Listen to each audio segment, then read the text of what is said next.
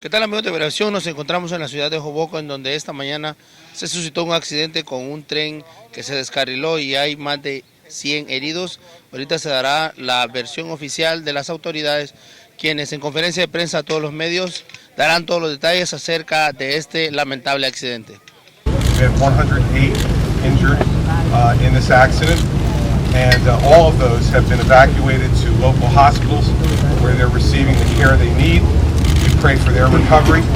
The engineer who was operating the train was also critically injured. He is at a local hospital and cooperating with law enforcement officials in the investigation.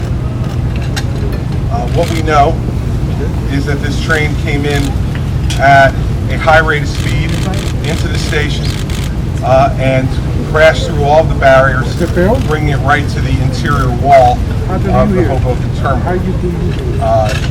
Extraordinary reaction from local law enforcement, EMS, along with civilian passengers who assisted EMS and local police and state police in evacuating the trains as quickly as possible and helping with the triage of the passengers who were injured and getting them immediately to local hospitals for them to receive health care. There'll be others who will speak today about some of the specifics. Commissioner Hammer, Mr. Prendergast from the MTA, about the specifics of commuting both this afternoon and tomorrow. We will address that specifically. Both Governor Cuomo and I come from a law enforcement background, as does the Lieutenant Governor. My admonition when I was U.S. Attorney all the time to my prosecutors and agents was, don't jump to conclusions, let the facts lead you to the proper conclusions. And so we're not going to speculate about the cause of the accident. The fact is that we're in the midst of an investigation. I was called by the White House today as well.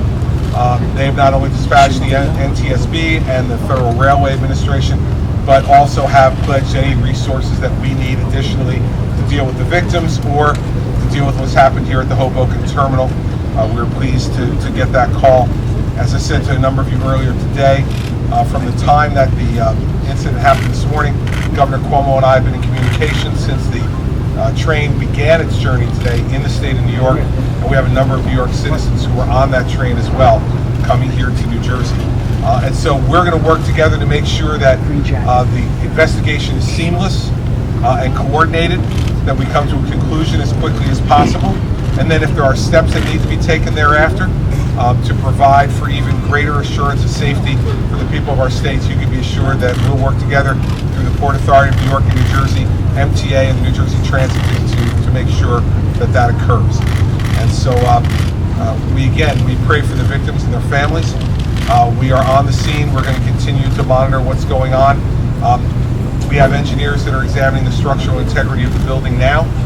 We have no estimate as to when the terminal will be able to be reopened, except to say that it appears that the PATH terminal, the structural integrity there is fine, and so that PATH trains will be able to use the terminal. As for the New Jersey Transit portion, we don't have an estimate yet on that. We're going to need some time to do that. So I want to turn this over to Governor Cuomo. We'll also have Commissioner Hammer and MTA Director Prendergast to make some comments, and then Governor Cuomo and I will come back to take on-topic questions. Thank the Lieutenant Governor for being here and all the first responders. We know what happened. We don't know why it happened. As Governor Christie said, the train obviously came in at too high a rate of speed. It didn't stop. It went through the barriers. When you see the destruction up close, the silver lining is that there's only been one fatality thus far, because the destruction really is significant, and the power of the train coming in is obviously devastating in its impact. The 100 injured and the fatality and the critically injured, we remember them in our prayers, and we hope that there is only one fatality and it stops there. The NTSB will do a full investigation as to what happened exactly, and we'll let the facts speak for themselves. If there's something to learn from those facts after that investigation, then we will be sure to learn it and incorporate that lesson.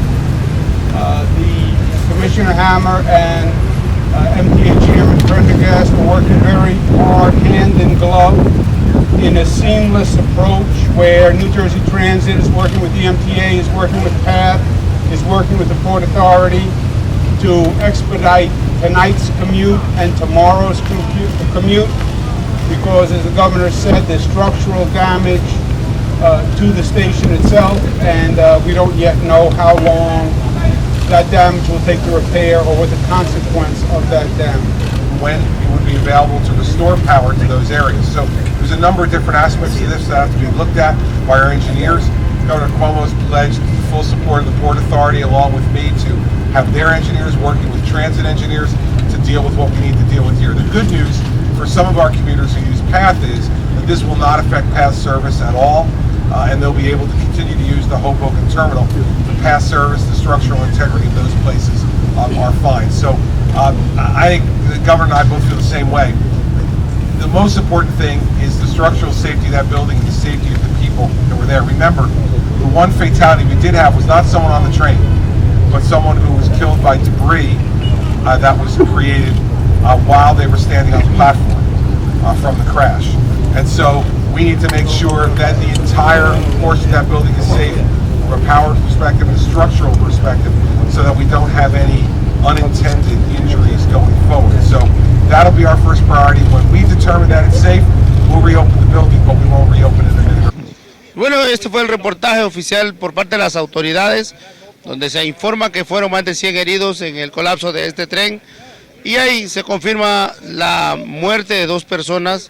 Queremos decirle que ambulancias de distintos hospitales de las ciudades cercanas vinieron hacia este lugar, hasta la ciudad de Hoboken, para brindar apoyo, así como también la policía y los bomberos estuvieron presentes aquí para rescatar a las personas que quedaron atrapadas entre los vagones del tren.